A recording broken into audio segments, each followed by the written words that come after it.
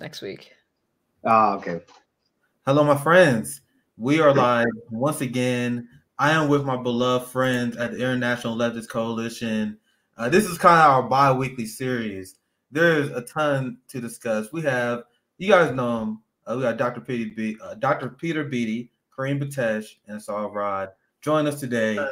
And when we do these live streams, and I take a lot of pride, especially at RBN, where we want to lead and drive the conversation on key issues that we think is being ignored, right? So if you guys check, 4 months ago, we did a stream on International Leftist Coalition that was all about, we made an argument for 90 minutes on how imperialism is built upon and justified using Orientalism and racism. I don't know if you guys remember that. 4 months ago, we did that live stream. And now, during this crisis in Ukraine, right, and people's reaction to it, where people are saying the unbelievably quiet part out loud, we're starting to see why people care about this issue in a certain way. So you guys see the title of this video. What is a civilized society? I'm legitimately asking. So I'm gonna start this conversation. So if you guys missed the coverage that we've seen on when people talk about the Ukraine crisis in comparison to what they do in other crises, right? Why do they care so much about this? Meanwhile, Joe Biden is funding multiple genocides they don't care about. You literally have the Israeli soldiers killing Palestinians. No one cares about that, right? You have people in the media that are straight out saying what it's really about. So I'm gonna play this video first. It's a quick compilation of the media saying the quiet part out loud. Thank God my friend on Twitter puts together. I'm gonna share this, and then I'm gonna get Kareem's reaction. We go to Peter and we get to Saul. But this video is gold, and it pretty much sums up everything we said in that live stream that we did 4 months ago, right? So check this out.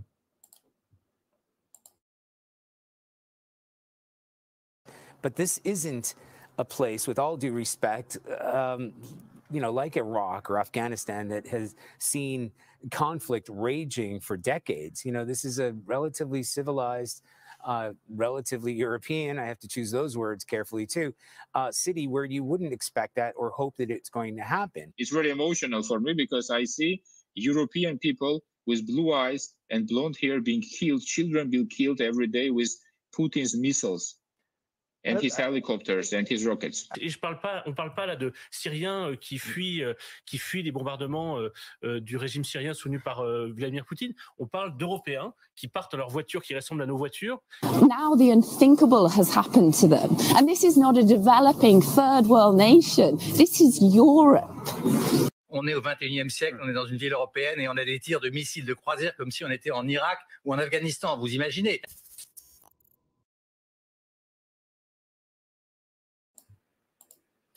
The hypocrisy of the West is unbelievable. I have much to say.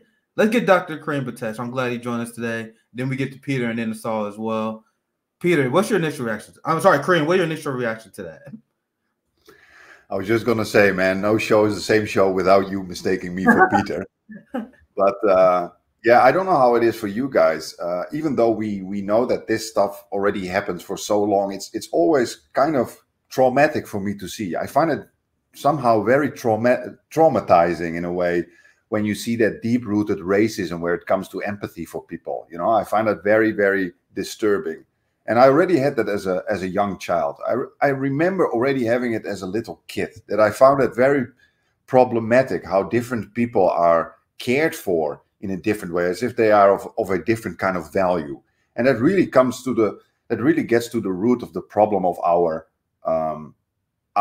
Western, and in my case, European culture, is that deep-rooted colonial racism, deep-rooted white supremacy that is still there. We should always keep mentioning it. People don't like it, but we have to. And like I always say, during crisis, white supremacy comes oozing out like pus out of a wound. I always say that. And you see it every single time again. We did that show, Nick, on European Orientalism and racism a few months ago. For your audience, go look it up. And this is a typical case. And the interesting thing is we are not surprised, but every time we see it, it hurts. You know what I mean? And I think we have a lot to discuss about. And for example, what is a civilized society exactly? Let's unpack that question. And also let's compare some of the societies that they consider as uncivilized, and let's compare them with Ukraine.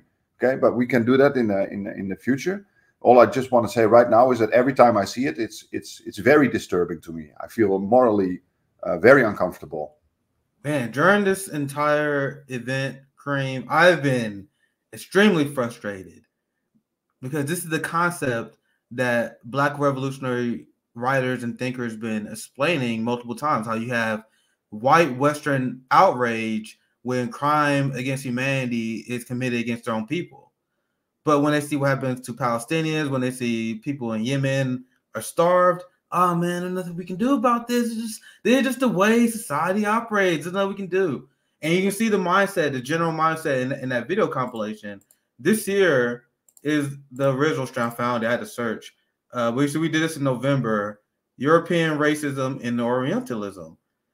It's just so bad to the point where they even rewriting history, where they pretending it has been no history of conflict in the region, despite the fact that there's been a civil war going on in the country since 2014. So ridiculous. But Peter, I want to get you in here as well, and then we go to Saul after that.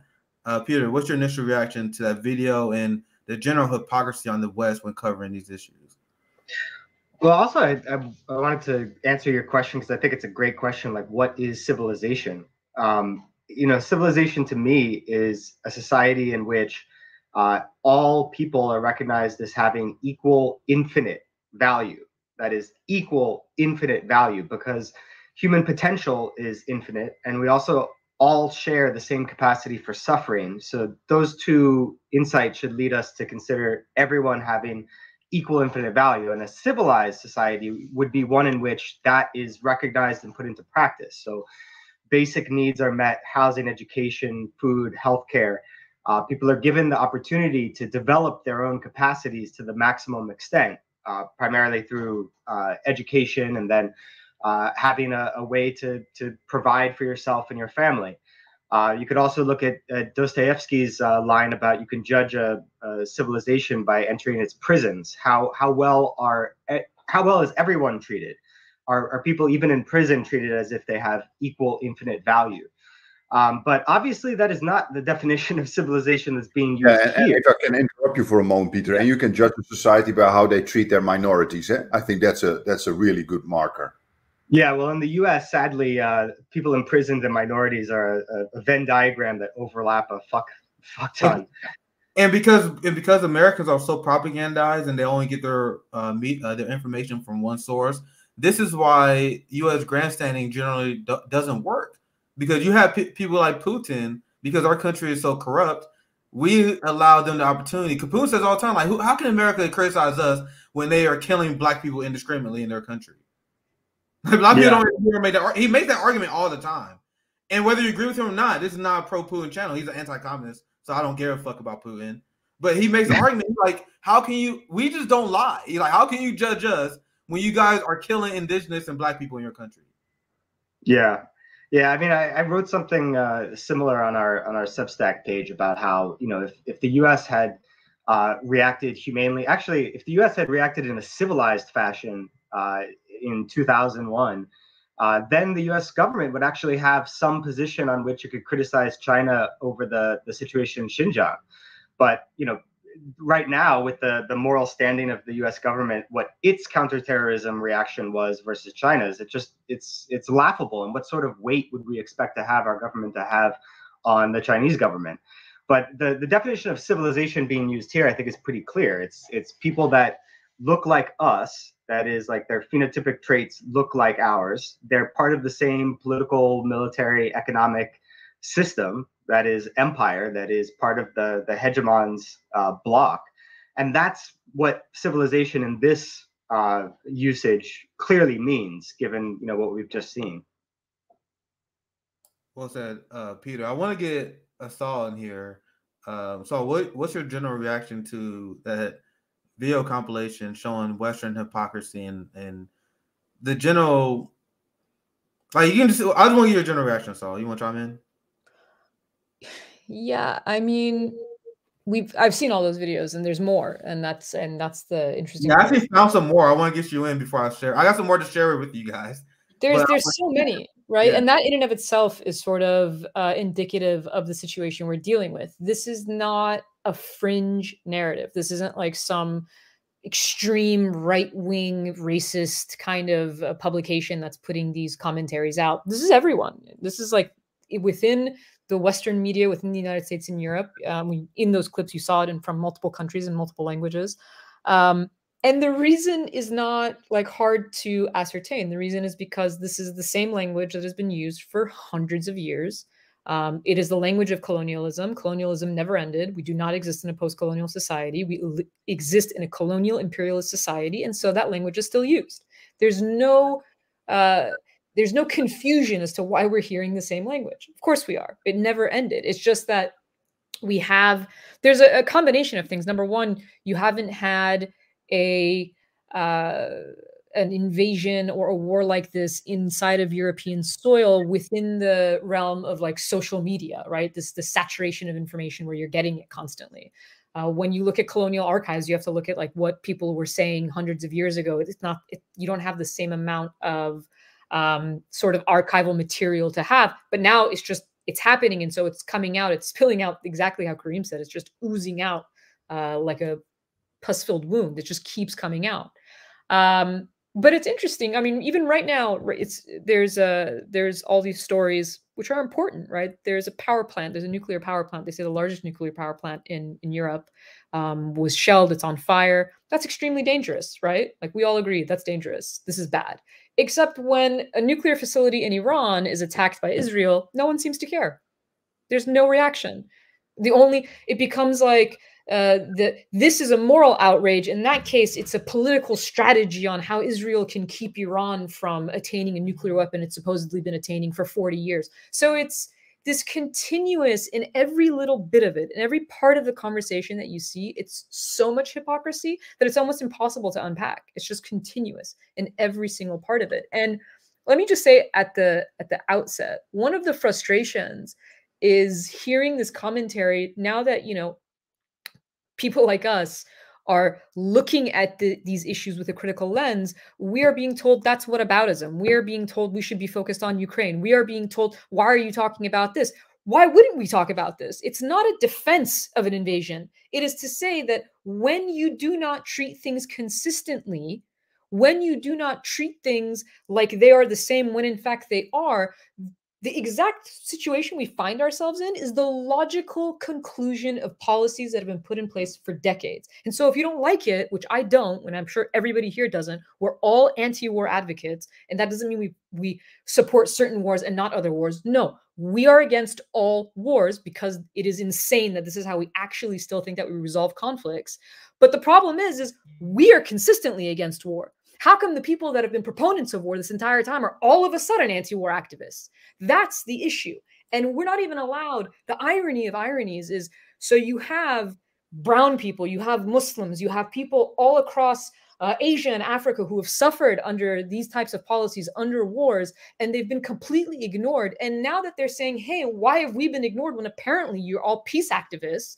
Even now they're being told, hey, you still can't talk.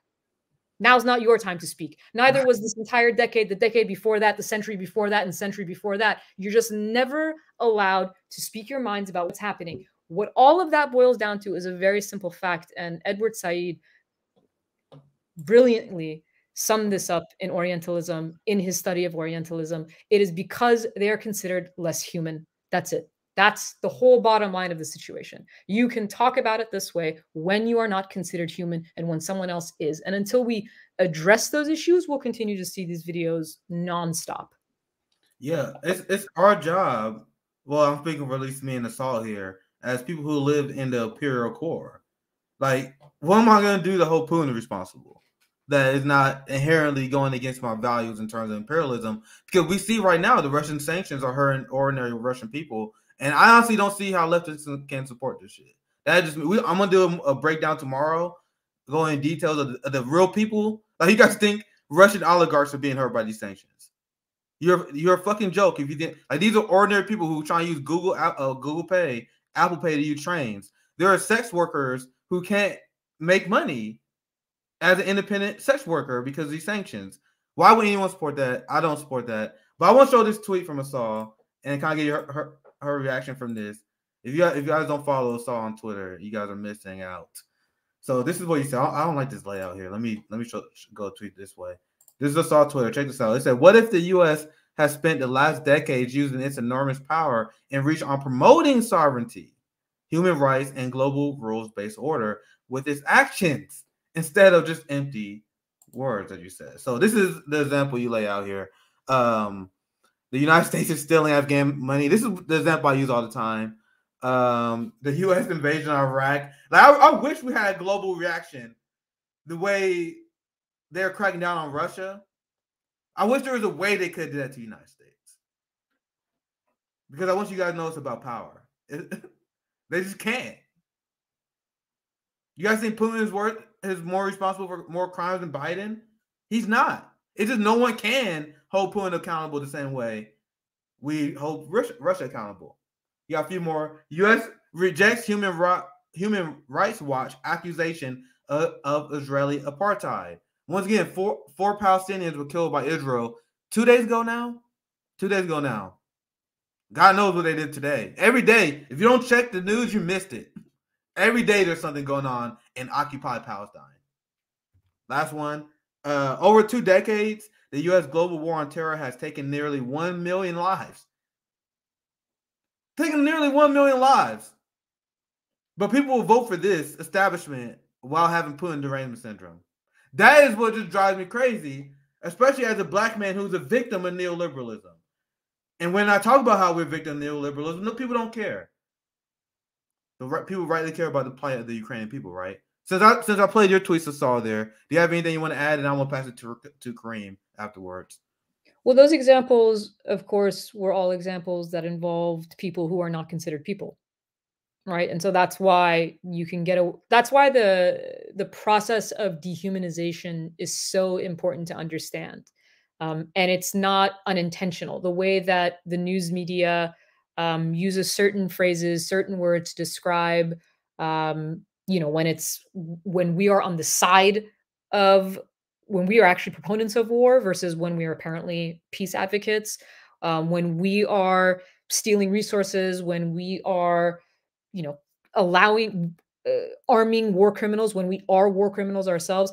It's very carefully decided how these things are framed and talked about in our media. And that's not just our news media, that's also within our popular culture. And these things converge in the way that we think about things. So these ideas, some people talk about, this isn't about race. Like, I've brought it up several times in the case of, this was before all of this last week where you've seen these hyper racist clips from all of these people. I brought this point up. I said, you know what? I tweeted something which may have been offensive to some people, but I'm fine with it. I just said, "Dear white people, please forgive brown people for being confused. It's just that we're with you on Ukraine, but up until this last week, we had no idea you were so strongly opposed to war.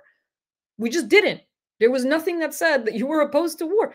Wars have been carried on constantly." And the way that it's talked about, it's like, this is as if wars in other countries never mattered. It's actually spoken about that way because what they're trying to tell you is wars in countries where people are non-white don't matter. They don't matter.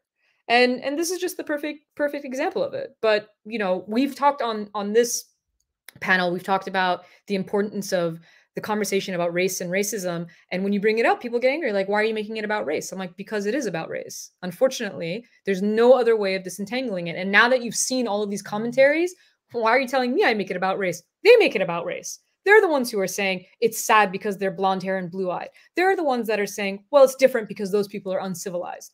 Who are those people? So it's not we who are making it about race. It was always about race, and we're just pointing it out. Yeah, I want to follow up just really something that Asal said previously. She mentioned that, like, when you bring issues like this up, some people will say, "Oh, that's whataboutism or whataboutery," and that word is really, really useful because anytime somebody says it, that they're either unintelligent or uninformed. So it's a very useful word in that very limited sense. But if you look at where it was first coined, it was coined in the context of the Irish national liberation struggle, essentially. So you had people in the IRA saying, yeah, the reason why we're attacking British targets is because the British military is killing us who are just trying to have our own country here. And so somebody in Britain wrote and said, oh, this is whataboutism, whataboutery. Every time, the IRA commits some act of violence, the Irish like to bring up something bad that the British government did. Now, what that definition of whataboutism is close enough to an actual logical fallacy called the tu quoque, or the appeal to hypocrisy, which is essentially when you say, hey, this person is criticizing me for doing something, but they do it also. Therefore, this thing that I'm doing must be okay. Now, that's an obvious logical fallacy, but when the way that this word is used now is essentially to cut off any sort of criticism that is not tu quoque or the appeal to hypocrisy. It's not saying that because the US government does, violates international law, kills people in military operations abroad, supports, coups, et cetera, that all those things are good. No, quite the opposite. The point is saying that all these things are bad. Hence, it doesn't make any sense to trust the pronouncements of US government officials about their deep-seated, moral indignation over other countries doing the same thing that the US government does. So I just wanted to point that out because it's incredibly annoying when people don't see the use of this word whataboutism as anything other than an indication that its user is uninformed or unintelligent. And it's incredibly frustrating. So I just wanted to follow up on. Yeah, not whataboutism. We're challenging you on your beliefs, and we're trying to see if you're consistent. We're 100% consistent. We're checking to see how consistent you are, and if you're inconsistent, that shows that there's a flaw in your plan and your belief that must be challenged. But I know, Kareem, sorry, I want to get you in there. I know you want to chime in. Kareem, you have anything you want to add to this? Yeah, I just wanted to say, I think for many of the sciences as well, like Peter and myself, particularly the social sciences, such as social psychology, sociology, international relations, I think race is one of the central constructs that needs to be considered when it comes to many of the phenomena you see around the world. I think race is a central aspect of international relations. That has been ignored for way too long because international relations was dominated by Western scientists. And in the West, we like to ignore or act as if racism doesn't exist. So I can tell you this, if this was not about race, okay, because just like Assault said, we should not talk about race. Why you always talk about race? Yeah, because race is such a big problem in our culture, both the construction of race and the way it influences our societies. If it's not about race, then how come that a blonde Palestinian girl that is confused for being Ukrainian and in that video you see a blonde, I think 11-year-old girl standing up to an occupying soldier, okay? How come that this girl evokes so much sympathy in Europe or in the West in general, and the video goes viral because they assume that it's a Ukrainian girl standing up against Russian soldiers, okay? But that same girl would never get that amount of sympathy when she was perceived as a Palestinian. In other words, just change her hair to black hair and make her skin a little bit more brown so she fits the stereotype of an Arab.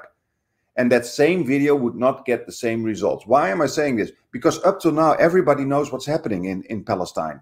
You have a powerful force occupying a group of very, how can you say that? A group of relatively weak people, militarily, economically, and it doesn't evoke any kind of outrage.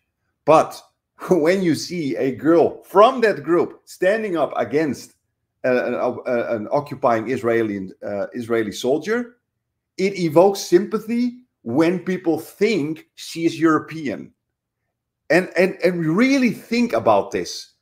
That we are aware of what's happening to the Palestinians for decades, and it just doesn't evoke that same kind of outrage. Luckily, it's growing, but the cynicism, the irony of how much this influenced public opinion when people assume she's a white girl, okay, when people assume she's European white, is something for us to reflect on. Okay, where does this dichotomy come from? Well, then we can go back to what this man said very honestly on the television. I become very emotional when I see blonde-haired, blue-eyed people dying. What's going on here? Then you have some very disingenuous people who say like, oh, you think there's something wrong with that? Shouldn't you worry about blonde-haired, blue-eyed people? And then I'm like, of course you should worry about blonde-haired, blue-eyed people. I'm just baffled by the fact that he omits the rest of humanity. Why the hell would you mention blonde-haired, blue-eyed people when there are people of all different colors also dying? I just don't get it. You know what I mean? So I find those things all very frustrating, and I totally agree with Asal here that race is a central aspect of the huge differences we see in the amount of empathy people feel for the victims of war.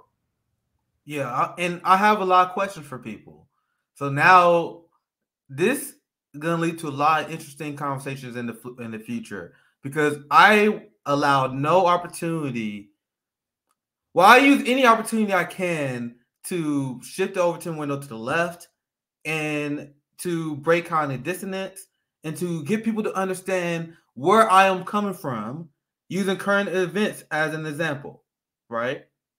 So I remember, now we're in the election year, 2020, 2022. We're going to have 2024 coming up right now. And now I am seeing a lot of people with performative Putin derangement syndrome. Oh my God, Putin invaded a sovereign country, so this is the worst thing that anyone can do. Okay, so this brings up a very interesting philosophical debate that a lot of people was running from, that I was having while you guys were voting for Jim Crow Joe. So you guys see how all the people who got emotional because of the idea of blonde, blue-eyed people being bombed, right? And the way people are talking about Vladimir Putin right now is as if he's the worst leader in the world, period, right now. As if Biden's not starving a ton of Afghan citizens, as if he's not financing a genocide in Yemen, as if he's not sanctioning. There are people that looking into this. He has like 1/3 of the world sanctioned right now. Like, when you look at the pure number of death and destruction, I understand the people who have criticism of Putin, but the question I am challenging people on right now: why is it okay to back a party and back up a leader who keeps kids in cages, who bombs and arms countries, who bombs Syria, like that what Israel is doing right now, bombs Yemenis people, Biden bombs Somalia, and then that, let alone not talking about his history of the millions that died in the Middle East because of his policy. So once again, as a member of the Imperial Corps, I can't do anything else other than hold my government accountable. So you see Russians are in the streets protesting Putin. Where are the Americans protesting Biden right now? Why is the war crimes that Putin does so horrific, but those war crimes are not enough to stop you guys from supporting these people? And one last thing I'm going to say, I'll pass it back to the panel. And because this is the analogy I use, because everyone can acknowledge this, right? No one will vote for an anti-gay bigot. No one will support on the left an openly anti-gay bigot. I'm not talking about someone who keep it secret. I'm talking about someone who's like, yeah, I oppose gay marriage. Hell yeah. No, I oppose trans rights. Like, they open about it the same way the neocons are open about their foreign policy. No one will vote for that. No one. But why do people vote for someone who's willing to fund the police more, who's willing to implement sanctions and starve Black and brown people?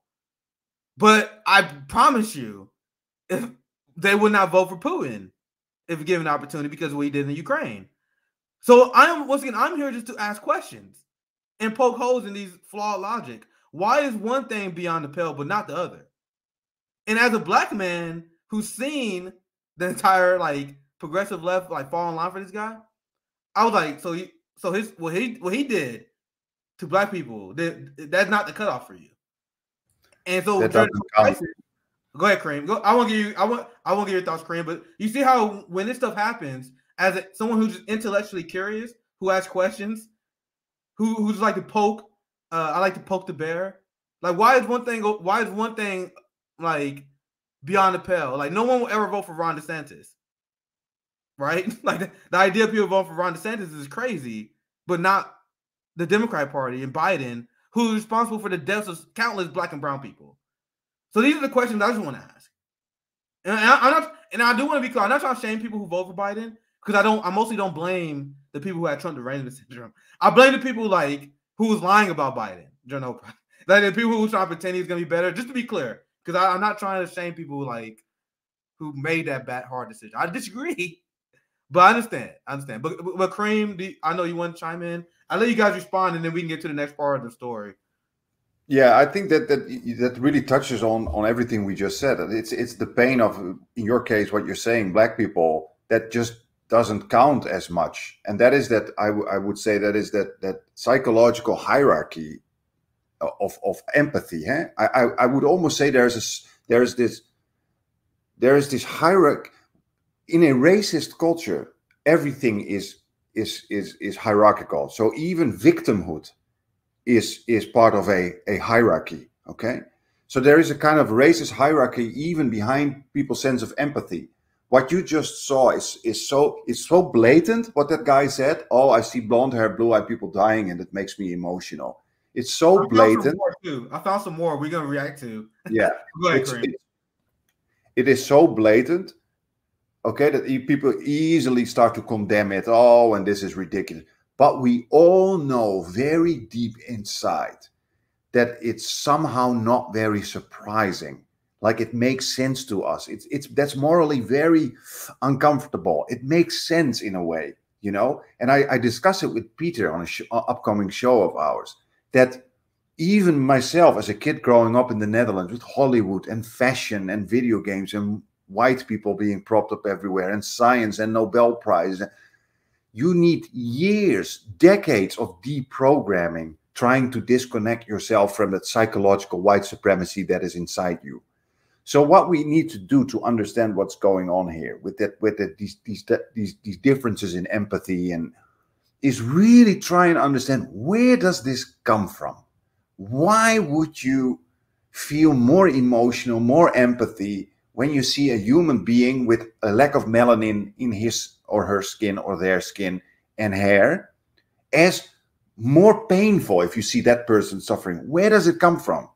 And then you can go already back hundreds of years where you saw the Scandinavian, Nordic, Germanic phenotype being propped up everywhere. Think about the spread of religion during colonial times, and that angels were blonde, Jesus was blonde, God was a white man. Then you had art, okay, portraying white people in these, how can you say that, almost very beautiful kind of ways. And you see it today when you watch manga movies from Japan, okay, where whiteness is being propped up as like this beautiful thing and this superior thing. You can see it in Hollywood, where white people will save us from doom and the world being destroyed by aliens. What I'm trying to say is that it's nested in every part of our society, to the extent that it has us psychologically imprisoned to such an extent that the suffering of human beings who do not fit that stereotype, who do not fit that norm of humanity, just doesn't really hurt us. And I say us in a very generalistic sense, and not meaning me, but people in general. And that gets also to the problem that we see now. We've for years been talking about the suffering of Palestinians, Syrians, Somalis, people, indigenous groups, Latin America, and we can go on and on and on. And that has been refuted as woke, as culture wars. Stop it. But we are immediately again forced by our Western societies to mobilize our empathy for victims that the West deems as worthy. Okay, so we've already been forced to suppress our pain for the victims of Western empires, people in the global South, non-white people, and now we are also forced to immediately mobilize our empathy for Ukrainian victims. And don't get me wrong, I think all victims are equal and nobody should suffer under war. But there is something morally deeply distasteful about the fact that we now should mobilize our empathy for those poor European people because they are civilized, while these same people would never say that for Syrians, would never say that for Palestinians, Iraqis, Afghanis, and so forth and so forth. So I find it extremely, extremely problematic. You know what I mean? That difference between empathy, and there's another thing. Okay, so we need to empathize with Ukraine, but at the same time we also see Ukrainian Nazis and Polish Nazis attacking black and brown people in the Ukraine who are trying to flee the war. And even worse, you see Ukrainian police and military with machine guns stopping black and brown people from getting on the train to flee the war. But we are still supposed to ignore that. And we get back to that point of unworthy victims. We should ignore that and mobilize our empathy for the poor Ukrainians, that is the white European Ukrainians, whilst at the same time, again, see the people at the lowest position in the hierarchy suffering the most. They can go nowhere. In Poland, they're beaten up. In Ukraine, they're beaten up and avoided from fleeing. So I find it all extremely tough that, again, race is being pushed to the background, and we should not talk about that because often that's culture wars and woke and et cetera, et cetera. While, in my opinion, it's one of the central issues of what we see here today. I want to give Peter a saw. Do you guys want to chime in before I'll move on to the next part of this?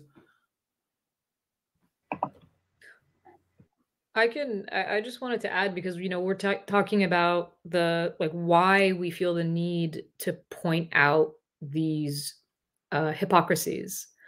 And part of it is a moral obligation, right? It's a moral obligation, especially if you're an American, in the same way, and Nick pointed this out, in the same way that Russians are, not in the same way actually, because Russians are actually risking arrests. They're like risking, being punished for protesting, whereas Americans protesting, and specifically anti-war protests in the past, don't typically get arrested for doing so. They don't face the same kind of repercussions. That is not to say that Americans, for instance, in Black Lives Matter protests, have been arrested. So it's not to say that there's no risk of anything like that, but they're not comparable, right?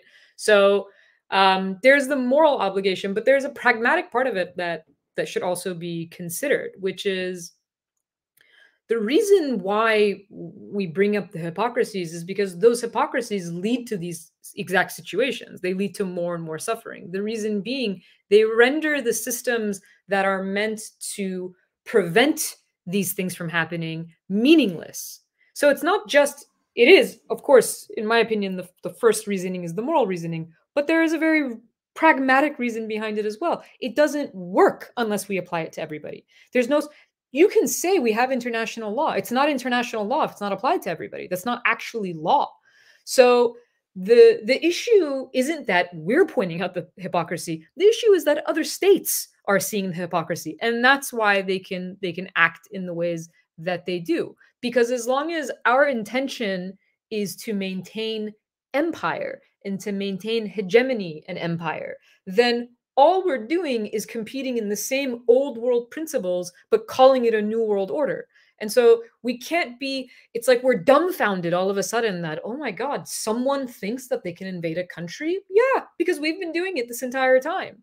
So we've created an atmosphere that creates these inevitabilities, and then we condemn them after the fact. And that can be, that type of sort of backwards thinking can be applied to so many aspects of our broken and flawed systems. For instance, our justice system, right? Or it's the ridiculous way of describing it, but what we call a justice system. How do you explain that we have the largest prison population in the world? There's lots of explanations. Race will come into this as well. But another part of it is that we don't have social systems in place that actually, we treat people like everybody's a violent criminal, the vast majority of which are not. And we don't consider the root causes of anything. Now, apply this to another situation. And the reason I use this analogy is so that we understand the implications. Look at medicine and the way that it works. If every time you got sick, you went to the doctor and the doctor never tried to figure out what was the root cause of your sickness, we wouldn't really have a good health program, right? We would be dying a lot sooner. So the entire point of every situation in which you have a problem is you have to go to the roots to be able to solve those problems. We create problems and then wonder why they exist and then haphazardly try to fix them. So that's the one thing I wanted to point out is this, it goes beyond the idea of just talking about the moral issues and the idea that we've actually created these types of situations through our own policies. Yeah, and it's also a bit of a Western culture, of course. Eh? We in this here in Asia, we have that in the social science we talk a lot about the distinction between analytical culture and holistic culture, where analytical culture is more short term and focuses on symptoms. And you see it even with medicine, for example. Western medicine is very fractured. Okay, it's you could say it's almost fractured into identities. You have the dermatologist, you have the brain surgeon, you have this, you have that, you have the people who you have the nose, throat, and what is it? Nose, throat, and mouth doctor. At least in the Netherlands we have that. So it's all separated into these distinctive groups. And when you have a problem, let's say with your skin or an allergy, you go to the dermatologist. It's somebody who focuses on your skin and what's going on there. But in holistic culture, you actually and in Dutch we say that's mopping with the water tap open. That means you have the water tap open, it fills the floor with water, and you can just keep mopping. It will never stop. Okay.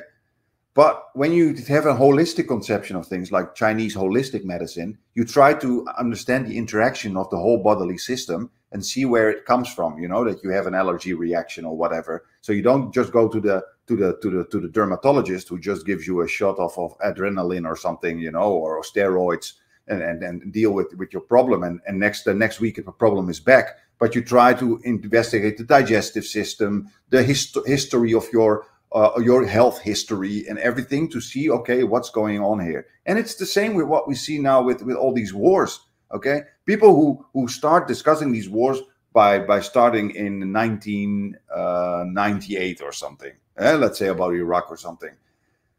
Then and you start there and you want to solve the problem. You're engaging in a kind of symptom.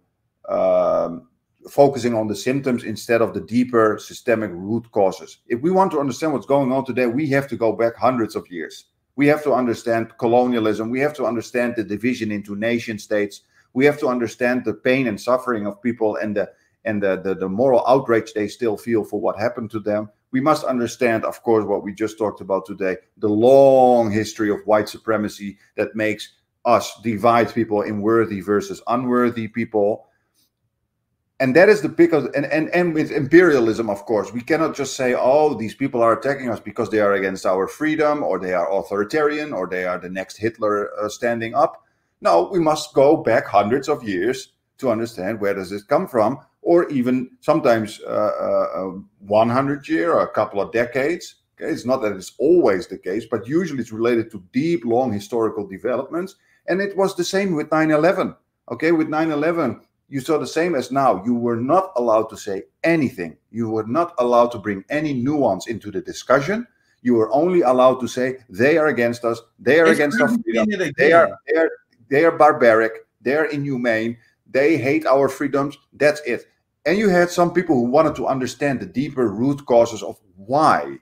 Why are these people attacking us? And if you did that, you were siding with the enemy and you were deemed as evil. In the West, censorship and freedom immediately goes out the door the moment there is an imperialist kind of crisis. And you see the same now with Ukraine and Russia.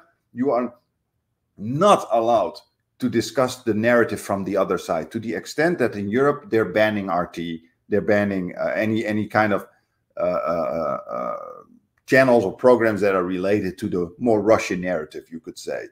Okay, so I think that is so important, because why is there banning? Why is the West afraid of that narrative? Because that narrative actually gives you an understanding of the deep-rooted grievances of the other side and why they are attacking. Doesn't mean we condone the attack. I think never war should be accepted, but without understanding the deeper systemic historical reasons behind it, we are just mopping the floor with the water tap open. Without education, you got motherfuckers calling for World War III. Like, there are people that don't even understand what Putin's goal. There are people that think that Putin is trying to take over Ukraine. That is not what Putin is asking for. That is not what he's publicly saying. I am not saying that he's not lying. I don't trust any politician. But the public position of Russia is they want a neutral position in Ukraine, neutralize the states. They don't want them to join NATO, and they want to demilitarize the region because 14,000 of Eastern Ukrainians was shelled and bombed by the neo-Nazis that the U.S. supported. Most people do not know this because their education is so poor. Their response to this is saying, like Marianne Williamson, why aren't we doing more? I see everyone saying this on Twitter, almost like a coordinated line, the blue checks. Why aren't we doing more? What are you implying? Are you really saying that we should start World War III because you want to expand NATO that bad? That's literally what it's about. The ask is to stop the expansion of NATO and to take the militarized equipment out of Ukraine. Why would anyone oppose that? If you care about the Ukrainian people, why, and sorry I'm going on a tangent, I didn't plan this, but why is the West encouraging, and why is Zelensky, that fucking psychopath, is telling civilians to arm themselves? Telling people from other states, other countries, they said we invite anyone to fight the Russians on our behalf, even though there is no route to victory. The West knows there's no way they're going to win this because they're not going to engage more troops. So unless the United States and unless the West sends troops, which will start a nuclear war, there's no chance that Russia loses this. So do you guys understand the lack of education that people have on this issue is causing them to support World War fucking III? And I'm talking about not like small people.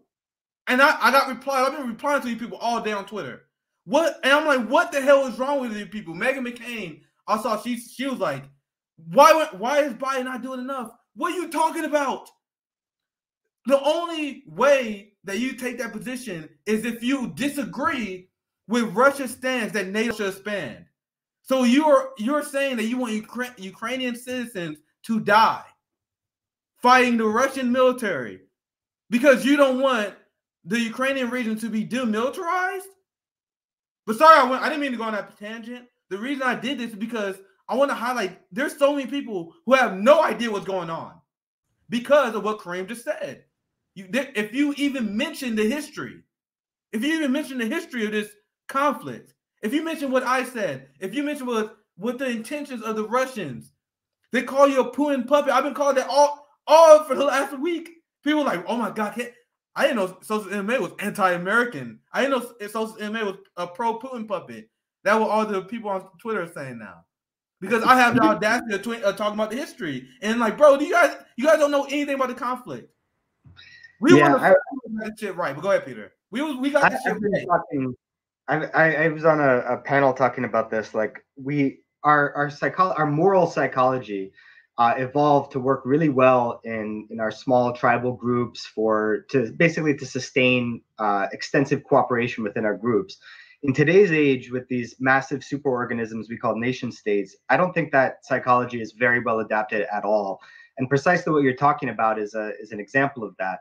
Like, just seeing any bit of information that threatens the understanding that seems to hold the nation together must be cast aside and condemned. That even from a dumb even from a nationalistic perspective, where you just want your own country to be stronger, that's a stupid thing to do. Going back as far as Sun Tzu or Sun Tzu, the idea was know your enemy and yourself. That's smart. Even if you're just a simple nationalist, you just want your own nation to do better. Understanding the other side is essential to that. And in today's discourse, we would call that strategic empathy. You try to understand how the other side is thinking so that you can better calibrate your own response. But trying to do that in this kind of highly moralized climate of public debate is impossible, because you get the same thing we heard 20 years ago. Oh, you're a Saddam lover.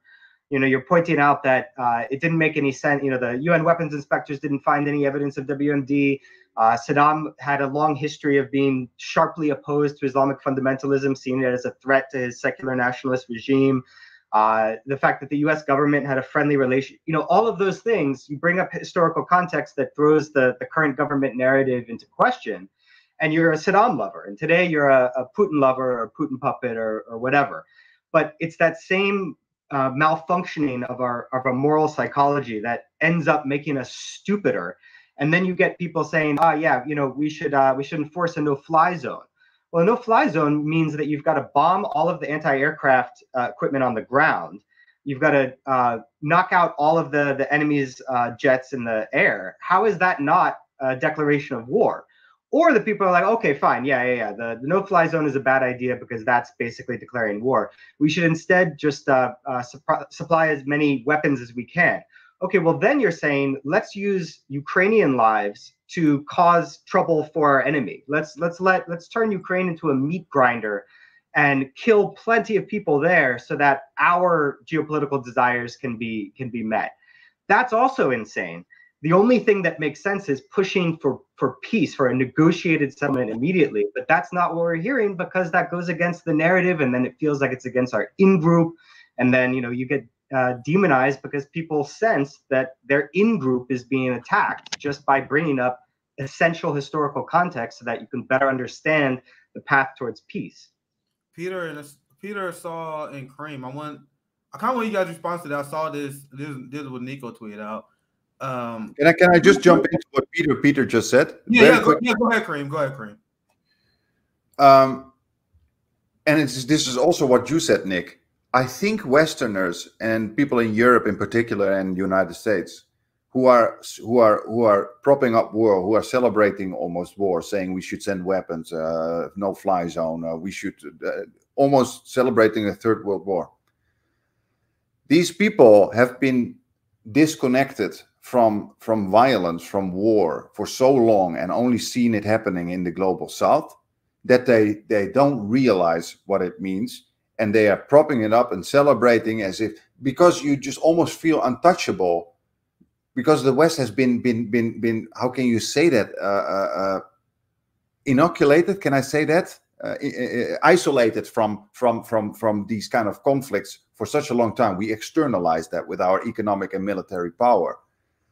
But let's forget about the human lives for a moment, okay? That probably will be lost, and believe me, that will be suffering all over Europe and the United States, of course, as well, if they send in troops. Let's forget about the human cost for a moment. Ask these people again, once we have a serious international conflict, international war, and our economic system is completely collapsing, and your savings, hey, you save $20,000 US over many years, and your savings in a matter of days or months becomes $5. Okay, that your currency is just literally collapsing because of the world war. Believe me, because that's happening. That's happening. Countries that are that are part of a huge world war, the first thing that happens is currencies are collapsing, and the huge amount of money that you have saved, okay, what is a lot for you, is nothing anymore. Is worth nothing, and you will have to stand in line to find a loaf of bread that you can eat for maybe the next week. And food production is going, and international trade is gone. And people start to beat each other up for a loaf of bread or water or milk. Believe me, you don't want to have war. Believe me, even if you ignore the human cost for a moment in direct conflict, just think of all the crap that's going to happen around it. Your money is nothing worth anymore. Your family cannot get food. You start fighting with your neighbors for a loaf of bread. People just don't realize that the terrible stuff that's happening when we would be engaged in a world war. Okay. I just thought one of the insanely frustrating parts about this sort of like discourse of escalation, that it's almost like people are just getting hyped up, as if they're not in a reality, as if they're watching some form of entertainment or some kind of movie, or it's the way that and that's one of the sort of problems with having social media and the way that we view things. We're, to Kareem's point, we're so far removed from these ideas. I saw one footage of, it's like a central square in Ukraine, and you see a bomb hit and there's cars. And if for a moment, I want people to try, especially if you're in the US, to wrap your mind around that concept. It's extremely difficult to understand what happens if all of a sudden everything you have is gone. And that's if you're lucky. You're the lucky person if you get to flee, if you actually get to get out. But the part about the escalation that I find most troubling is as if nuclear weapons are not a thing. Like all of a sudden, this is not possible to annihilate life on Earth. And it's talked about like that's some kind of exaggeration. It is not an exaggeration. The United States and Russia have over 90% of the world's nuclear weapons. We are talking about thousands, combined over 10,000 nuclear weapons. And the fact that we're not admitting openly that part of the reason why, people are asking, why aren't we doing more? Why aren't we doing more? For the same reason that no one did anything when the US invaded Iraq. Why didn't anybody do anything? They didn't have the power to do it. And we are refusing to admit that fact. And the central reason why we don't have the power to do it is because it's a nuclear armed country. And what's so frustrating about watching this unfold is people have been trying to, while non-proliferation experts, while people who are against nuclear weapons and the proliferation of weapons have been trying to talk about the fact that what we should be focusing on is denuclearizing the people who actually have nuclear weapons, we keep going after countries that don't. We invaded Iraq because we said they had WMDs. They did not. We've sanctioned Iran into starvation for non-existent weapons. So we've focused all of our nuclear sort of concerns on countries that don't have weapons under the completely false assumption that, well, these states, they have it figured out. They're responsible. They can have them. Mind you, one of them is the only country to have ever used it. That's the United States. The idea that we have used not one, but 2 nuclear weapons and somehow we are considered a responsible nuclear country is insane on its face. But that's the part that seems to be missing. Like the other day, I shared a clip from Dr. Strangelove from Kubrick's movie. I think it's from like 1964. And if you watch the clip, in it, you have what is like this idea of the US war room. And you have a US general who's talking about, well, we have 2 scenarios where either 150 million people die or, 20 million people die. Let's take the tops 10 to 20 million people dying scenario. And this seems to be the actual thinking of people, that there's no concept of the repercussions of nuclear weapons, knowing that weapons that we used, more than 70 years ago that eviscerated tens of thousands of people instantaneously, the weapons we have today are exponentially stronger than that. And we're actually entertaining this idea. It's not because we're saying, great, Russia can do whatever it wants. That's not what we're saying. What we're saying is this is not a solution. You're just taking a problem and you're making it worse. So let's figure out a way. If your concern is human beings, I don't know that nuclear war is going to help anybody. So it's mind-blowing that the idea of escalation doesn't immediately go to, but these are nuclear armed countries. That's all. Since you went on that rant, I have to get you guys reacted to this. I'll probably about cover this later, but I want to show you guys the mindset of the neocons who are saying, why is the West not doing more to help the Ukrainians? AKA, they call for World War III. And there are a lot of people who are underestimating the absolute devastation of a nuclear war. Like, these people don't know what nuclear winter is. So I'm gonna show you the guys these tweets. And I'm dead ass serious. And I have seen this from the neocons to justify their position, right? Not too surprisingly, most people overestimate how destructive nuclear weapons are. Underestimate how massive a difference in resilience can be between wartime and peacetime. I don't know what you mean there. So, but let's go on to this one, because this is a larger account, right? 100 likes. So now we're not showing the fringes here. The number of nuclear weapons is still more than enough to lay waste to US, Europe, and Russia, but no longer enough to destroy the human race, I think. I think? What? I look at the most recent papers on nuclear winter. And based on the research, I think that is not actually true. So he was dragged. But this is another one. Once again, this is coming from the neocons. Nuclear war is bad. Very bad. Don't get me wrong. But based on my research, so far it's more survivable than you would think. The key to survival is realistic optimism. What? And a positive mental attitude. So there's a lot of people who are saying stuff like this. So if you guys don't know what nuclear winter is. So when a nuclear bomb goes off, once again, like Cashapp said, our nuclear weapons is way more powerful than it was in Hiroshima. Like there's theories that So show let's that. add that to climate change, eh? Let's add that to climate change. Yeah, so the nuclear soot, they call it, or wherever the nuclear waste that comes from the bombs, it will go up into the atmosphere. And since it goes into the atmosphere, there's so much nuclear matter, it will block sun radiation from hitting the surface of the Earth. Not a ton. It won't block a ton because the sun is a powerful star. But it will block enough to drastically drop temperatures on the planet, which will destroy crops all over the planet, which will lead to mass famine. Among other things, among the nuclear catastrophic effects it will have on organisms in our that breed the biosphere. But alone, I'm just looking at the famine part. This is the part I know about. I read about this. The famine alone that will come from nuclear winter will lead to the death of billions and billions of people. Like, do you guys understand that? According to my research, that's exaggerated. My research suggests that some people will survive. So, I mean, as long as you have a positive attitude, you can use that to protect yourself from the nuclear blast. And when you're starving because you don't have any food because food production has been hit so much, if you have a positive attitude, you can take some bites of that, and you can just manifest yeah. Good outcomes, man. I had just been laughing at, there was like in some investment website, they were like, now that the nuclear triggers are being dusted off, this asset can protect you. And it was like, invest in gold. It's like, oh yeah, cool. Like, let's just put some gold all over your body and that'll protect you from the fucking nuclear blast, and you can eat it, later on too. I mean, that's, I'd never seen that before.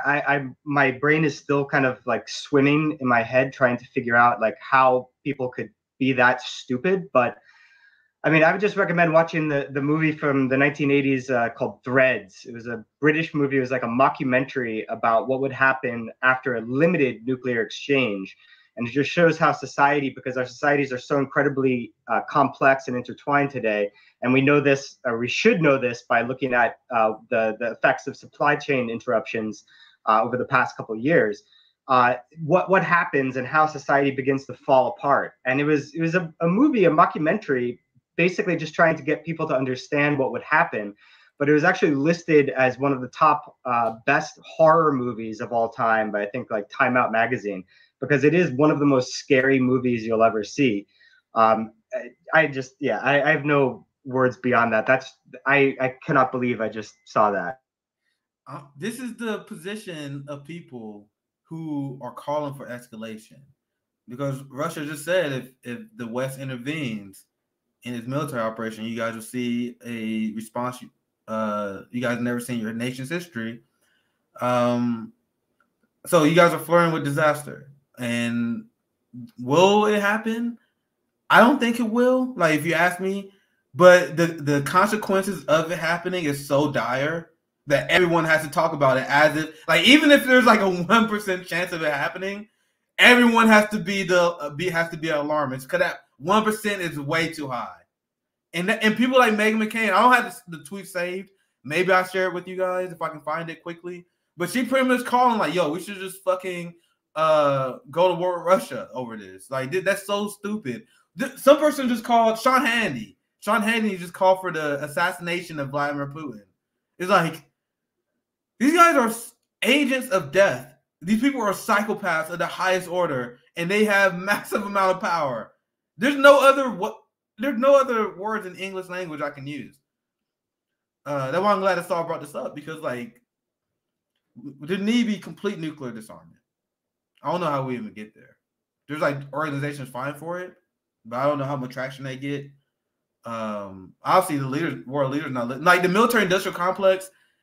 Oh my god, dude, we are so fucked. Like, whenever I just think about the consequences of everything that's going on, like Germany is remilitarizing now.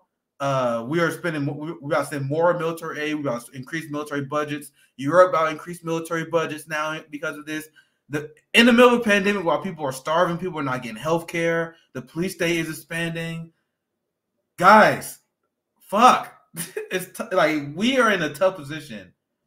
We're in a tough position. But it can also be, we can also see it as a kind of, I hope, and let's be optimistic here, kind of last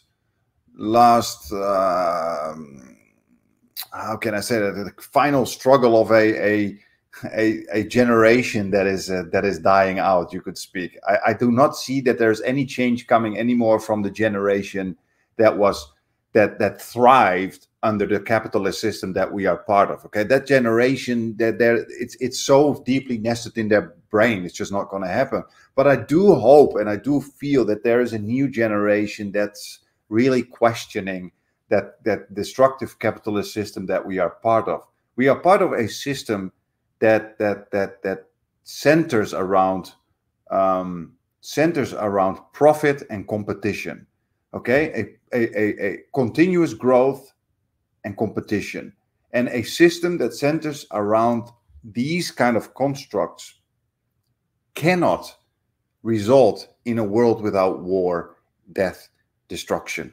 Okay, we eventually need to go to a world where there are no nation states that compete for resources, and where there is not this endless need for continuous growth / profit, because that is inherently exploitative. So you will always have those on top and those suffering, and you will always have conflict. So we need a system, because we have you could say two core social human behaviors. That is competition and collaboration. Human beings can be pushed to become hyper competitive or pushed to become hyper collaborative, depending on the social context. We have built for ourselves already for hundreds or even thousands of years a social context that breeds competition, in particular now. Okay, our culture, our capitalist culture, is centered around competition, which already starts in school. So there must be a way that we build a system that centers on our collaborative side, and that makes us, I would say, hyper collaborative, around the world. And up to now, it probably would be socialism. Okay, socialism would be probably the best solution that we have right now. Okay, and even that is very tough, because we've tried over and over and over the course of history. But what I do think is that it's just unfeasible. We cannot go on with the system that we have now. It's destroying our climate. It's destroying human beings. It's now destroying even among you could say, the elite human beings, those with the most wealth right now in that system. It's now even eating themselves. They're now also devouring themselves. The system needs to continuously exploit, and it's now just eating up the whole world. So I think the generation that is now waging war and trying to kill each other is still of a generation that really reaped the benefits of capitalism. Don't forget that the boomers had a great time, man, under capitalism. Fantastic. One hell of a run. And they pulled that ladder all the way up. They pulled that ladder all the way up and then waged class war on us for years. But anyway, I'm going to get Saltpeter. I want to open the panel back up.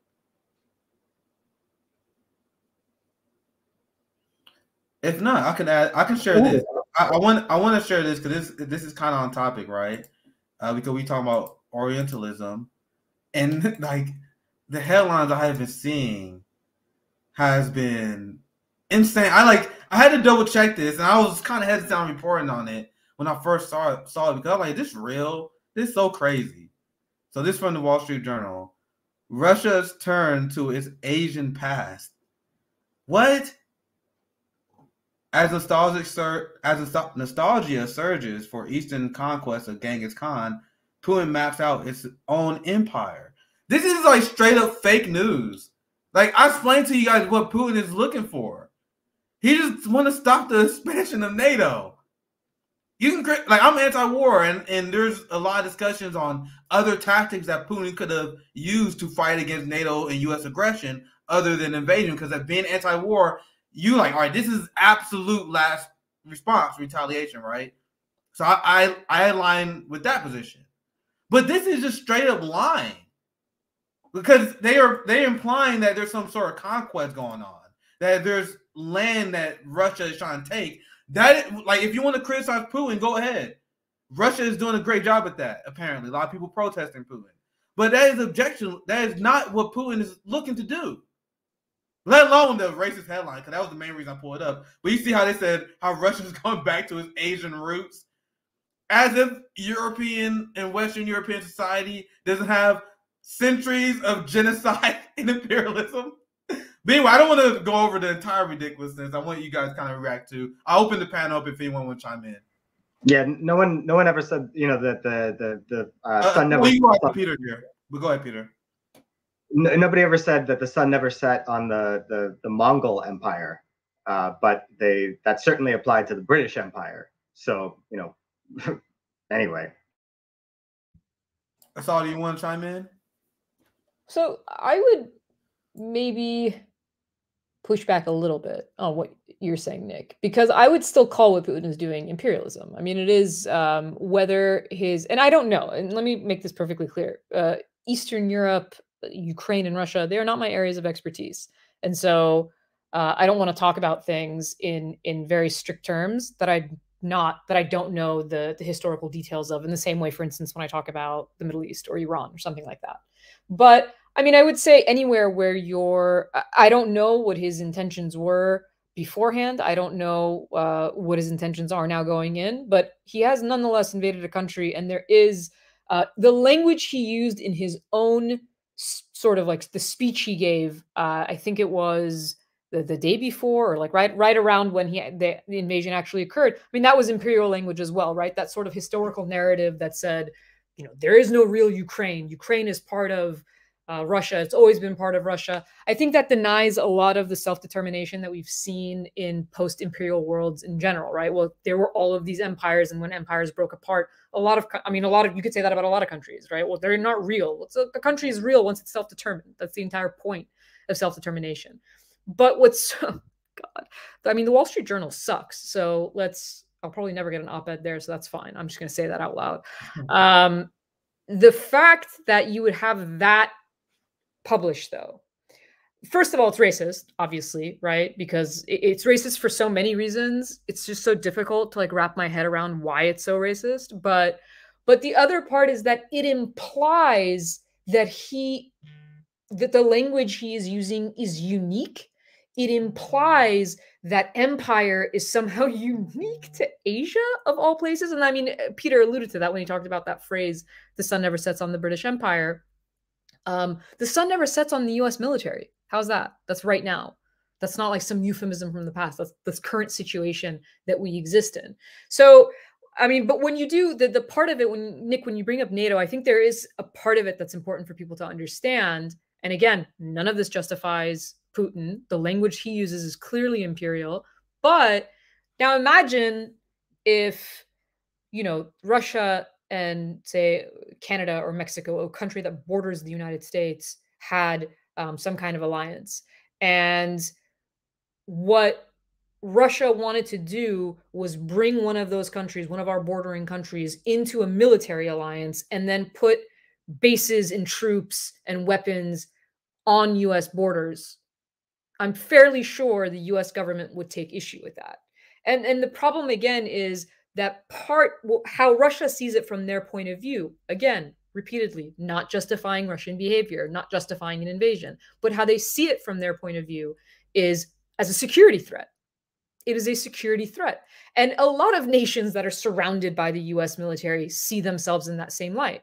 For instance, Iran. There's this constant notion that Iran is a threat apparently to the United States and the world, and yet it is the US that has militarily surrounded that entire country. So it's problematic, not only because is it a total denial of US empire, but it's problematic because we're not considering how anybody psychologically in that situation would potentially react. If you see yourself in a position of threat, now maybe there are different ways that you can respond to that threat, but I'm going to say that the US would respond similarly. They would not allow their borders to be surrounded by any other country's military whatsoever.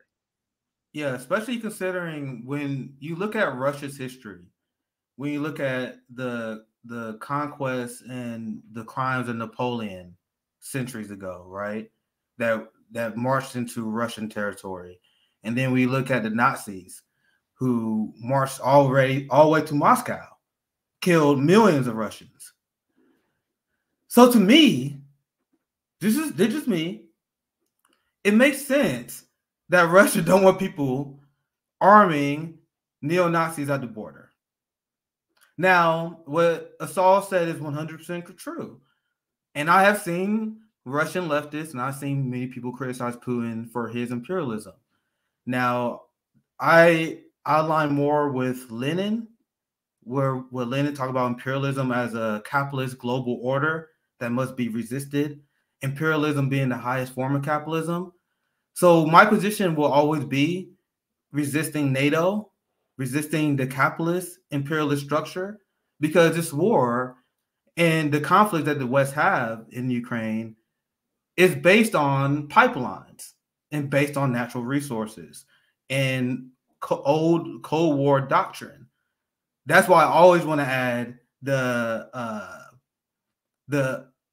other side that refused to be told on they're not siding with Putin and not being an apologist for Putin. It's just to explain, and just like Asal said, no country would be okay with their neighbors being armed with hostile powers with hostile intentions. The United States will never allow that to happen.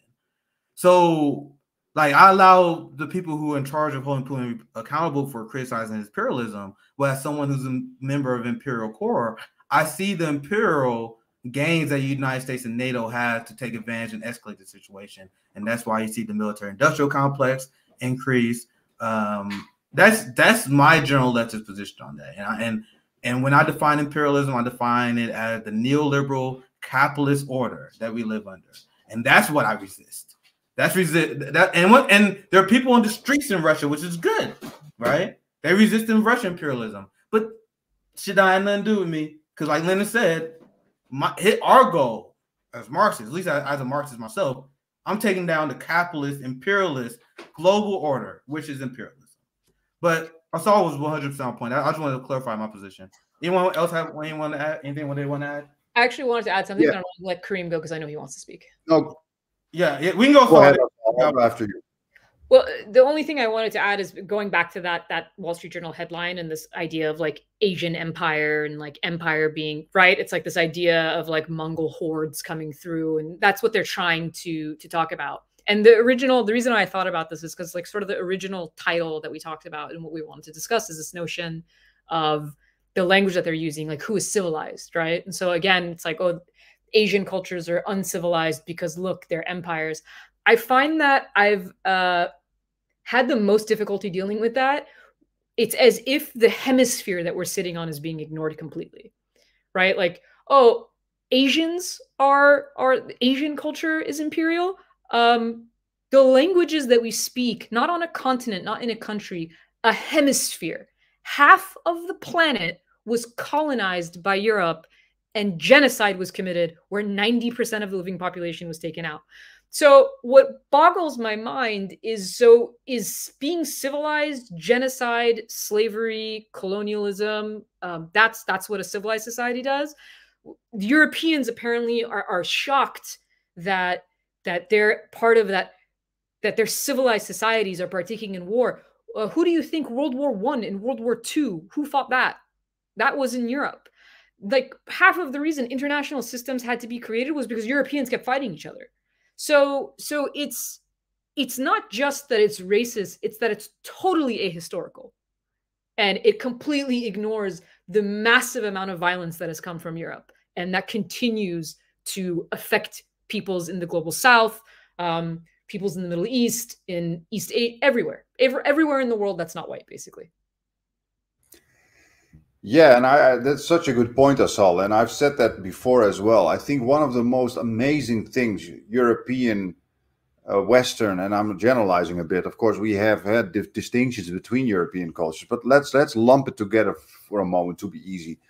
One of the most amazing things that Western / white supremacist culture has done is deluding its own population that it's almost completely innocent. I mean, the kind of Western / white innocence that's deeply entrenched into our cultures is so fascinatingly effective. It's amazing.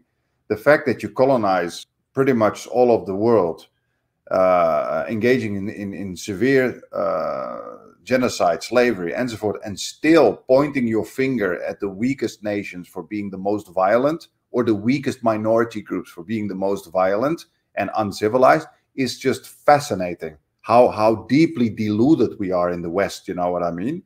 And it has, of course, also to do with our media system that continuously reproduces these biased thinking, continuously reproduces it. Watching movies, watching Netflix. Once you see it, you cannot unsee it. It's everywhere. And that maintains that kind of innocence by making people psychologically feeding them that asymmetric information about people, you know, and therefore you think that blonde-haired, blue-eyed people are civilized and people with black hair and dark eyes are uncivilized. And I wanted to jump into what Nick just said. This is so important for us as anti-imperialists, as leftists, is that we are consistent. And I see a lot of people on the left, unfortunately, which can frustrate me, is that they are not consistent when it comes to imperialism, because the moment we have enemies of our enemies, we make them our friends. Let's talk about Russia for a moment. Russia was an imperial empire. I kid you not. We often forget what Russia has done in the Caucasus, and still is doing in the Caucasus, with all these cultural and ethnic minorities, such as the Chechen people in Chechnya, but also Kazakhstan, for example, in his historical imperialism in Kazakhstan. I had a Kazakh boy who was my student back in the day, and he told me about what the Russians did, and also how education was installed, and the Russians were civilizing people in the Caucasus. This is a highly imperialist history of Russia. And also, let's not forget about Putin. Putin is a capitalist oligarch. You know what I mean? Let's not forget this. So even as leftists, we understand what's happening, you know, in a geopolitical sense, maybe, you know, okay, NATO is expanding. He is feeling threatened.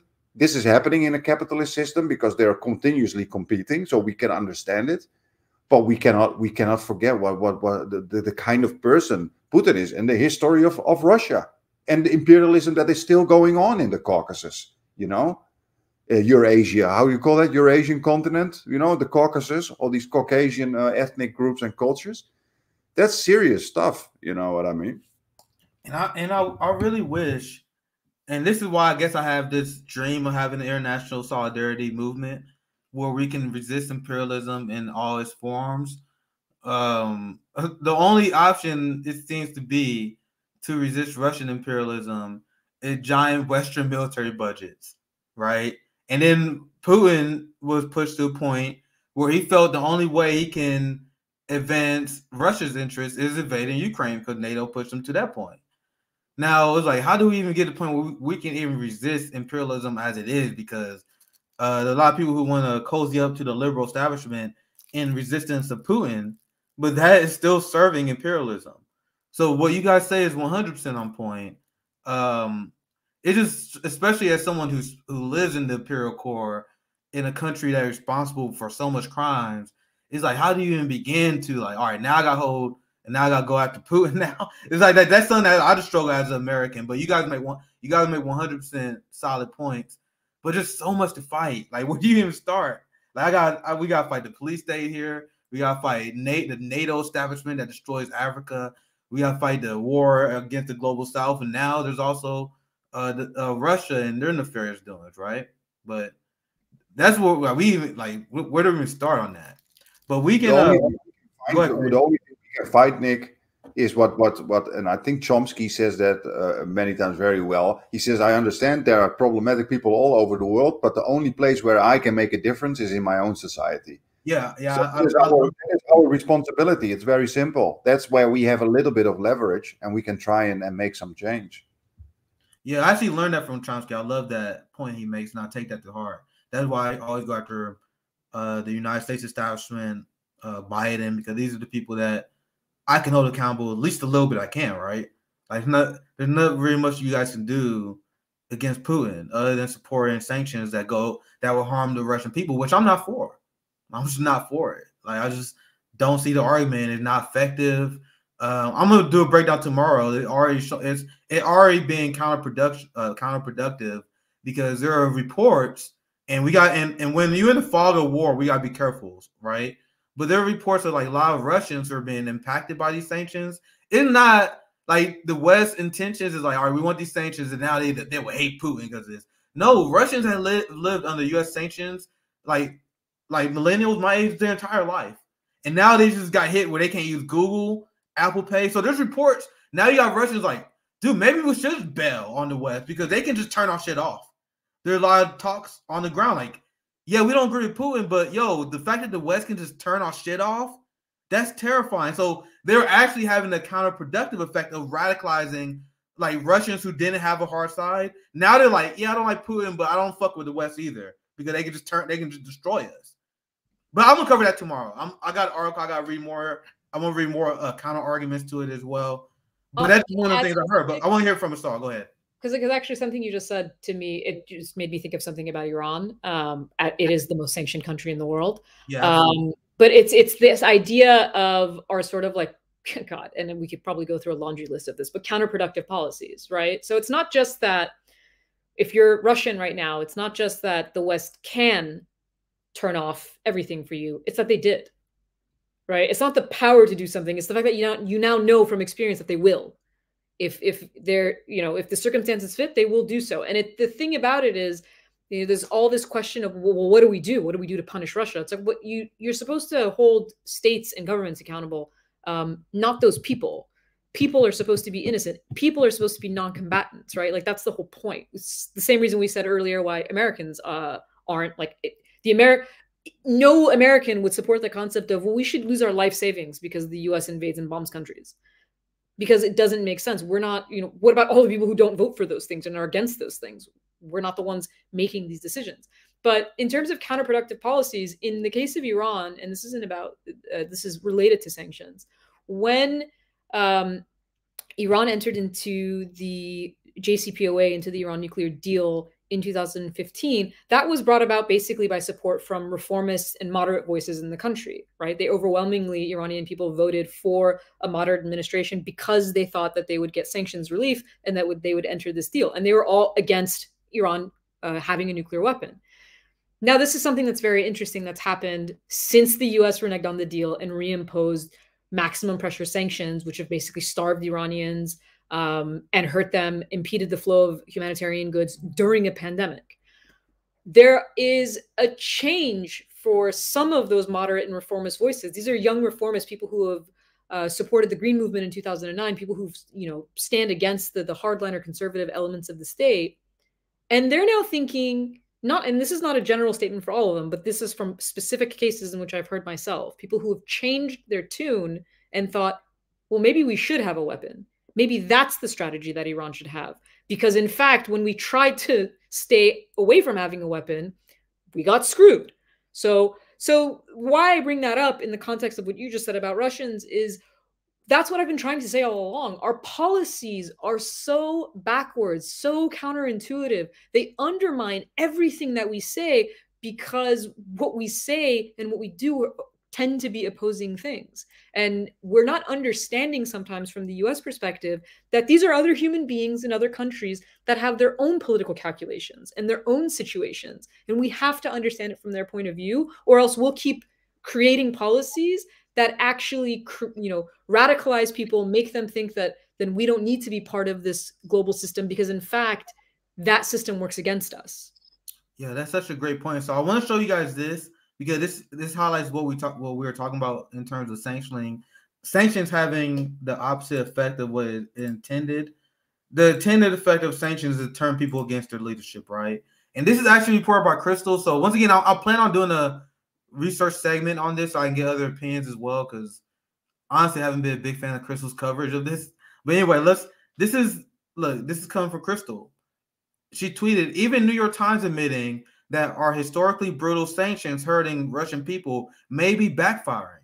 And now this is from the passage. And I got to read more into this. I may talk about this more on my next live stream. But it said there was evidence that even though the war took many Russians by surprise, significant numbers have come to accept it is unavoidable or forced upon Russia by an aggressive NATO. The economic crisis touched off by the West, harsh sanctions reinforce that narrative. So what they're saying is that there was people who are Putin sympathizers in Russia who always believed the West had it out for Russia and always want to crush it economically. And they always advocated for Russia taking the offensive and going at them first and just saying, fuck it, let's separate ourselves from the system, right? Now, there are some people in Russia who disagreed with those people, but because of these sanctions are hitting them now, a lot of the people in Russia are like, holy shit, the West is actually actively hostile against us. They can shut us down whenever they want. So I guess the people who said we should be hostile against the West are correct. You can disagree with their assessment all you want, but once again, imagine someone my age. And I can do this because I don't just only care about Americans, right? I can sympathize with people who live in other borders, who are victims of their government actions, right? If you're a Russian millennial, you've been living through sanctions in the West your entire life, right? And now it escalates again. Now you're more likely to take Putin's side. It's even worse. I'm going to do more research into this to see if this is correct, because it's just one source. But Peter, do you guys have anything else you want to add? And we don't wrap up. We have about 90 minutes soon, so we can wrap up here very soon, guys. But Peter, I want your thoughts. Yeah, I was just gonna say, like, I think it's even worse than that. If you imagine like a millennial living in Russia, like, so in the 1990s, your whole society collapses.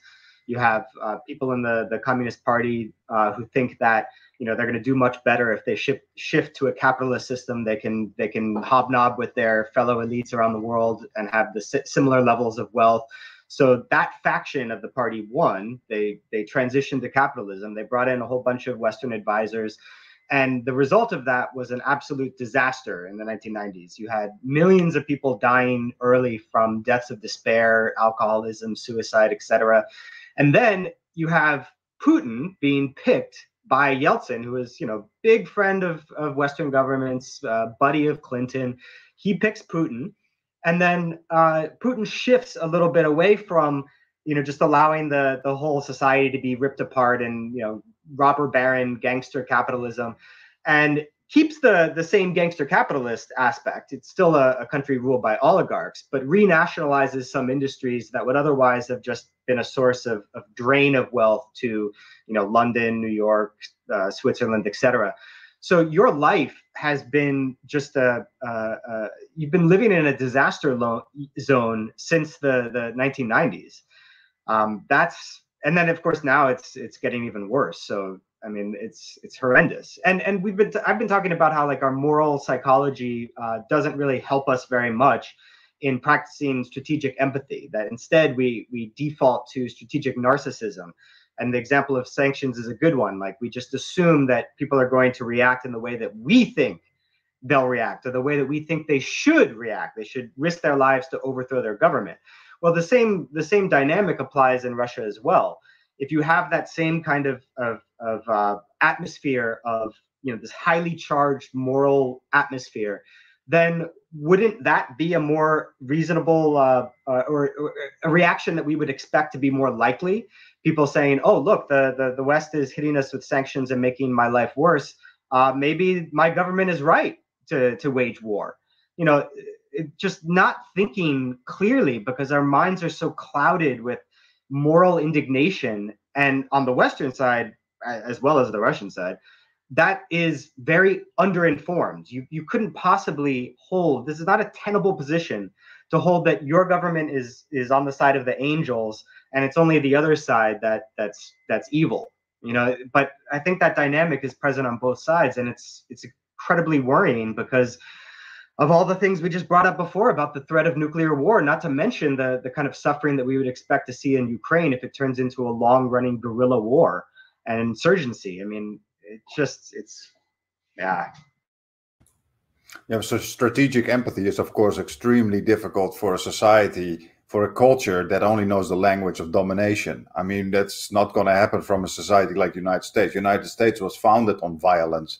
European international relations of European societies was rooted in violence and slavery and killing and occupation. It's not going to happen. It's just not going to happen, and especially not in a capitalist system that came out of these cultures. You know, that is already rooted in competition and domination. And I think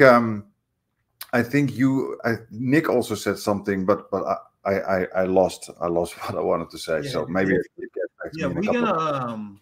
I know we're planning on having a morning show here soon. We could dive a lot more into these topics because I think now 9 minutes in, I think this was a great show. This is like a bi-monthly show at this point, which is good. Josana will be back on Tuesday. She was on hiatus a bit. Excited to have her back.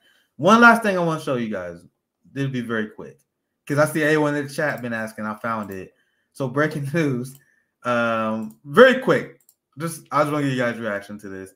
Lindsey Graham called for the assassination of Putin, and even far right wingers are going after him for saying this. Lindsey Graham said, "Is there a Brutus in Russia? Is there a more successful colonial Stauffenberg in the Russian military? The only way this ends is for somebody in Russia to take this guy out. You'd be doing our country and the world a great service." So I saw a lot of people asking, a lot of people going after Lindsey for this. He pretty much called for the assassination of Putin. So, man, people are losing their mind. But anyway, this is a good show. I just want to show you guys, man, the reactions of people in response to this is wild, man. It's wild. But I'm going to start with Assault first. Any last thoughts? And then we can wrap up. Any last thing you guys want to say? I think my last thought is just to, as we hear, as you see with Lindsey Graham, right? Like these responses are wildly irresponsible. And I understand that people have this reaction of, but we have to do something, but doing something is not escalating to a nuclear war. And there's just no, I don't know how else to say it. We're talking about the potential of annihilation. And it's not an exaggeration. That is not an exaggeration. With the number of nuclear weapons that these two countries combined have, and the level of logic you are seeing from the politicians leading them, this is a very real threat. And for anti-war voices, this should be a no-brainer. Like, there should be no escalation. We should be thinking of how we can de-escalate the situation, mitigate any kind of the loss of human life, especially of Ukrainians who are currently the ones who are in harm's way. And if we're standing with Ukrainian people, we should be standing against the potential of a nuclear war. Dude, even right wingers are getting his ass after this. Even right, that's insane. That's insane. Well, that is good to see. Like, seeing the response to that crazy tweet is good to see. Even the crazy people I do not fucking like is going after him for that. Let's go, Peter, and then Kareem. Any last thoughts, Peter?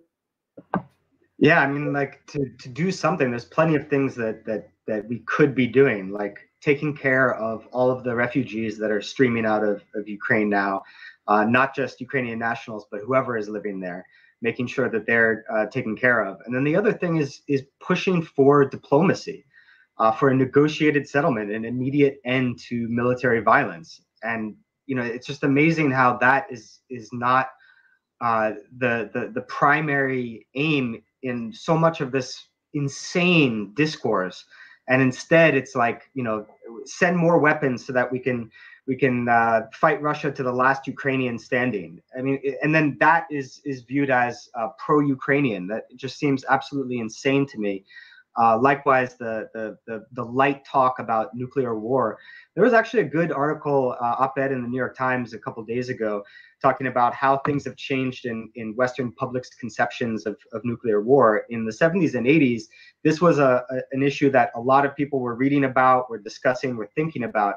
But since then, it's as if they just kind of the kind of nuclear sort of Damocles over our head disappeared. But it didn't disappear. We still have thousands of nuclear weapons under the control of the U.S. and Russian governments. We've actually gotten, a lot of people have been focusing on the increase of the threat of nuclear war. The Bulletin of Atomic Scientists has been saying that because this issue has gotten off the table in terms of Western public discourse, we don't talk about it anymore. We don't think about it anymore. It's not part of our culture. That is extremely worrisome and dangerous, because now you have these idiots talking about survivable nuclear exchange like they're fucking Dr. Strangeloves, but they're actually just basement keyboard warriors, saying, yeah, it would be great. We could survive it. No big deal. And I'm at a loss. It's just, yeah, it's wild. Please, It's wild. But let's get Cream in here for last thoughts, and then we wrap up. Cream, anything else you want to add? Yeah, it's funny what you said, Peter. It reminded me. I had a similar kind of thought. You say like, oh, all these politicians who are celebrating a war, but in the end they're just basement keyboard warriors. I was thinking about the last time when I saw a few days ago. I saw Hillary Clinton on television talking about Russia and the Afghanistan war. Extremely hypocritical, everything. And I realized it's just an amazing phenomenon. Eh? You have people in a part of the world such as Hillary Clinton, who probably cannot even run a mile without being out of breath, because her whole life she's just sitting still and living in a very safe, gated environment. But at the same time, these people control the most violent, destructive events in world history. You know what I mean? Like, it's such a weird thought. These people probably have never even swung a fist towards someone. You know, they would tremble on their knees if there was somebody threatening on the pavement to them. But yet these people control the most destructive events in human history. It's also hypocrite and evil. You know what I mean? But I do wanted to say indeed something, and I remember what I wanted to say, what Nick said, that societies realize after these sanctions, wait a minute, we should not be dependent on SWIFT system. We should not be dependent on the dollar, and so forth and so forth. You also saw it with Iran, Press TV Iran, that was just thrown off the .com internet. How can you say that? They were not allowed to be on use their .com domain anymore. Okay, because the US found them threatening. Throw them off the internet.